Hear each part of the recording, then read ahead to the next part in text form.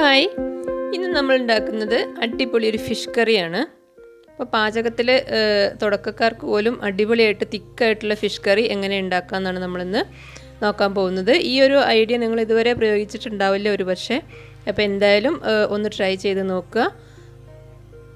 നല്ല അടിപൊളി ഒരു ഫിഷ് കറിയാണ്. ഇതെങ്ങനെ ഉണ്ടാക്കുക നോക്കാം നമുക്ക്. അപ്പോൾ അതിനുവേണ്ടി പാത്രം അടുപ്പത്ത് വെച്ച് 2-3 ടേബിൾ സ്പൂൺ വെളിച്ചെണ്ണ ഒഴിച്ചു കൊടുക്കുക. അതിലേക്ക് നമ്മൾ ആദ്യം ചേർത്ത് കൊടുക്കുന്നത് തക്കാളിയാണ്. തക്കാളി അരിയൊന്നും വേണ്ട, വെറുതെ അങ്ങ് വെച്ച് കൊടുത്താൽ മതി. പിന്നെ 2 പച്ചമുളക് എരിവ് കൂടുതൽ വേണമെന്നുള്ളവർക്ക് കൂടുതൽ ചേർക്കാം. പിന്നെ ഉള്ളത് ഇഞ്ചി ചെറിയ കഷ്ണങ്ങളാക്കിയതാണ്. ഒരുപാട് തീരെ ചെറിയ കഷ്ണങ്ങളാക്കണ്ട. പിന്നെ 4-5 അല്ലി വെളുത്തുള്ളി ഇട്ട് കൊടുക്കുന്നുണ്ട്.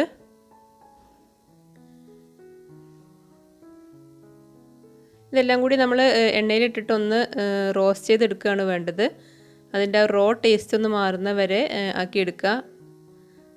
വെളിച്ചെണ്ണ കൂടുതൽ തോന്നുന്നുണ്ടെങ്കിൽ വളരെ കുറച്ച് ഒഴിച്ചാൽ മതി. ഞാൻ 3 ടേബിൾ സ്പൂണാണ് ഒഴിച്ചത്. ഇതിലേക്ക് പിന്നെ ഒരു കൈ നിറയെ ചുവന്നുള്ളി തൊലി കളഞ്ഞത് ഇട്ട് കൊടുക്കുന്നുണ്ട്. അരിയൊന്നും വേണ്ട, വെറുതെ അങ്ങ് ഇട്ട് കൊടുത്താൽ മതി. ഇനിയിപ്പോൾ ചുവന്നുള്ളി തൊലി കളയാൻ ബുദ്ധിമുട്ടോ മടിയൊക്കെ ഉണ്ടെങ്കിൽ സവാള ചേർത്താലും മതി. അപ്പോൾ ഒരു സവാള എടുക്കുക, സ്ക്വയറായിട്ട് ഇങ്ങനെ കട്ട് ചെയ്തിട്ട് ഇട്ട് കൊടുക്കുക. പക്ഷേ ചുവന്നുള്ളി ചേർത്ത് കൊടുക്കുന്നത് തന്നെയാണ് കൂടുതൽ ടേസ്റ്റ് ഉണ്ടാവുക. സവാള ആകുമ്പോൾ ഇത്ര തന്നെ ടേസ്റ്റ് വരില്ല. ഇനി ഇത് ബ്രൗൺ കളർ ആവുമൊന്നും വേണ്ട, പക്ഷേ അത്യാവശ്യം നന്നായിട്ടൊന്ന് വഴണ്ട് വരണം. ഇതിൻ്റെ ആ റോ ടേസ്റ്റൊക്കെ ഒന്ന് മാറണം. ചൂട് എല്ലായിടത്തും ഒന്ന് എത്തും വേണം. ഇനി നമ്മൾ ഇത് മിക്സിയിലിട്ടിട്ട് നന്നായിട്ട് അരച്ചെടുക്കുകയാണ്. വെള്ളം ഒട്ടും ഒഴിക്കരുത്. തക്കാളിയിൽ നിന്നൊക്കെ വെള്ളം ഇറങ്ങി വരും. അപ്പോൾ ഈ എണ്ണ കൂടാതെ നമ്മൾ ഈ ഉള്ളികൾ മാത്രം അങ്ങ് മിക്സിയുടെ ജാറിലേക്ക് മാറ്റുക. എന്നിട്ട് ആ എണ്ണയിലേക്ക് നമ്മൾ ഒരു 1/4 ടീസ്പൂൺ ഉലുവ ഇട്ട് കൊടുക്കുന്നുണ്ട്. ഉലുവയുടെ ടേസ്റ്റ് ഇഷ്ടമില്ലാത്തവർക്ക് ഉലുവ ഒഴിവാക്കാം. അപ്പം നമ്മൾ നന്നായിട്ട് അരച്ച് വന്നിട്ടുണ്ട്. ഉലുവ പൊട്ടി വരുമ്പോൾ നമ്മൾ കറിവേപ്പില ഇട്ട് കൊടുത്തു. നല്ല അരച്ച് വെച്ച പേസ്റ്റ് അതിലേക്ക് ഇട്ട് കൊടുക്കുകയാണ്. നന്നായിട്ട് തന്നെ അരഞ്ഞ് വരണം. നമുക്കൊന്നും ഇഞ്ചിയോ വെളുത്തുള്ളിയോ ഒന്നും പെറുക്കി കളയത്തക്ക രീതിയിൽ ആവരുത്. എല്ലാം നല്ല പേസ്റ്റായിട്ട് അരച്ചെടുക്കുക. ഒട്ടും വെള്ളം ചേർക്കും ചെയ്യരുത്, കാരണം തക്കാളിയിൽ നിന്നൊക്കെ നല്ല വെള്ളം ഇറങ്ങി വരും. ഇപ്പോൾ ഇതിങ്ങനെ കുറച്ചൊരു വാട്ടർ കണ്ടൻറ്റുള്ള രൂപത്തിലാണുള്ളത്, ജ്യൂസ് പോലെയാണുള്ളത്. അപ്പോൾ ആ എണ്ണയിൽ തന്നെ ഇട്ടിട്ട് നന്നായിട്ടൊന്ന് വഴറ്റിയെടുക്കുക. എന്നിട്ട് ആ വെള്ളമൊക്കെ ഒന്ന് വറ്റി വരണം. വെള്ളമൊക്കെ വറ്റിയിട്ട് എണ്ണ തെളിഞ്ഞ് വരുന്ന ആ രൂപത്തിൽ ഒരു ചമ്മന്തിയുടെ ആ ഒരു കൺസിസ്റ്റൻസി ആയി വരണം. അതുവരെ നമ്മളിങ്ങനെ ഇളക്കി കൊടുക്കുക. ഇപ്പോൾ നോൺ സ്റ്റിക്ക് ആയതുകൊണ്ട് ഇപ്പോൾ പ്രശ്നമില്ല. വേറെ ചട്ടിയൊക്കെ ആണെങ്കിൽ പെട്ടെന്ന് അടി പിടിക്കും, കാരണം നമ്മളിങ്ങനെ അരച്ചതായത് കാരണം. അപ്പോൾ അതുകൊണ്ട് ഇങ്ങനെ നന്നായിട്ട് ഇളക്കി കൊടുക്കുക. മൺചട്ടിയൊക്കെ ആണെങ്കിൽ നമ്മൾ നന്നായിട്ട് ഇളക്കി കൊടുക്കേണ്ടി വരും. ഇപ്പോൾ വെള്ളമൊക്കെ ഒരുവിധം വറ്റി ഒന്ന് തിക്കായി വന്നിട്ടുണ്ട്. അതിലേക്ക് നമ്മൾ 1/4 ടീസ്പൂൺ മഞ്ഞൾപ്പൊടി,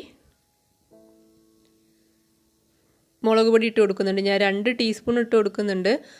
എരിവ് കൂടുതലോ കുറവൊക്കെ വേണമെന്നുള്ളവർക്ക് അതിനനുസരിച്ച് മാറ്റം വരുത്താം. ഞാൻ 2 ടീസ്പൂൺ മുളക് പൊടി ഇട്ടു, 1 ടീസ്പൂൺ മല്ലി ഇട്ടു.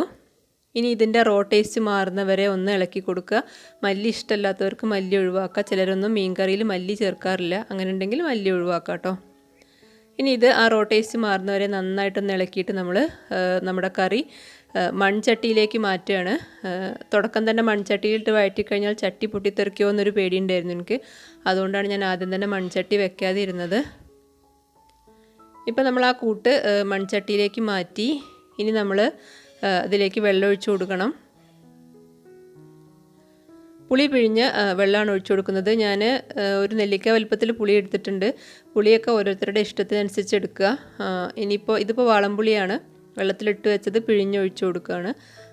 കുടംപുളിയാണ് ഇഷ്ടമെങ്കിൽ അങ്ങനെ ചെയ്യാം. അപ്പോൾ എത്ര ഗ്രേവി വേണം എന്നുള്ളതിനനുസരിച്ച് നമ്മുടെ ഇഷ്ടത്തിനനുസരിച്ച് വെള്ളം ഒഴിച്ചു കൊടുക്കുക. അപ്പോൾ ഗ്രേവി നന്നായി തിളച്ച് വന്നിട്ടുണ്ട്. നന്നായിട്ട് വെട്ടിത്തിളയ്ക്കുന്ന സമയത്താണ് നമ്മളതിലേക്ക് ഉപ്പിട്ട് കൊടുക്കുന്നത്.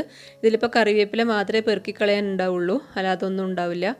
ഉപ്പ് ഇട്ട് ശേഷം നന്നായി തിളച്ച് വരുമ്പോൾ മീൻ കഷ്ണങ്ങൾ ഇട്ട് കൊടുക്കുക. തിളച്ചുകൊണ്ടിരിക്കുന്ന കറിയിലേക്ക് വേണം മീൻ കഷ്ണങ്ങൾ ഇട്ട് കൊടുക്കാൻ.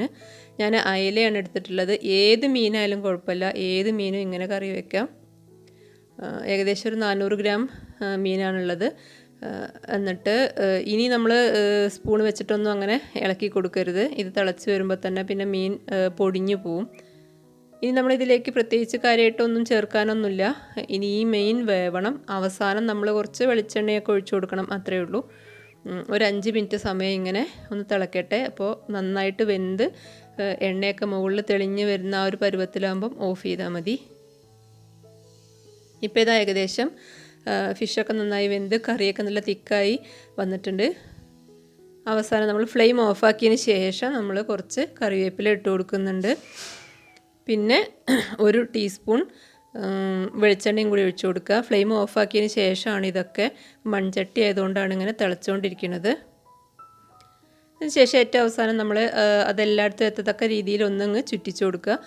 സ്പൂണൊക്കെ വെച്ച് ഇളക്കി കഴിഞ്ഞാൽ മീൻ കഷ്ണങ്ങൾ ഉടഞ്ഞു പോവും. അപ്പോൾ അതുകൊണ്ടാണ് ഞാനിങ്ങനെ ചുറ്റിച്ചു കൊടുക്കുന്നത്.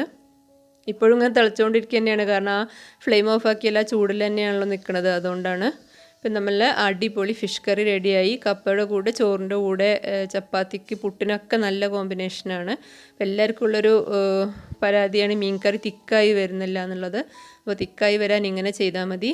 മാത്രമല്ല ചുവന്നുള്ളി അരച്ചത് കാരണം നല്ല ടേസ്റ്റ് ആയിട്ടുള്ളൊരു കറിയാണ്. തിളച്ച് വരുമ്പോൾ തന്നെ നല്ലൊരു സ്മെല്ലാണ്. അപ്പോൾ ഇഷ്ടമായി കഴിഞ്ഞാൽ ലൈക്ക് ചെയ്യുക, ചാനലൊന്ന് സബ്സ്ക്രൈബ് ചെയ്യുക. താങ്ക്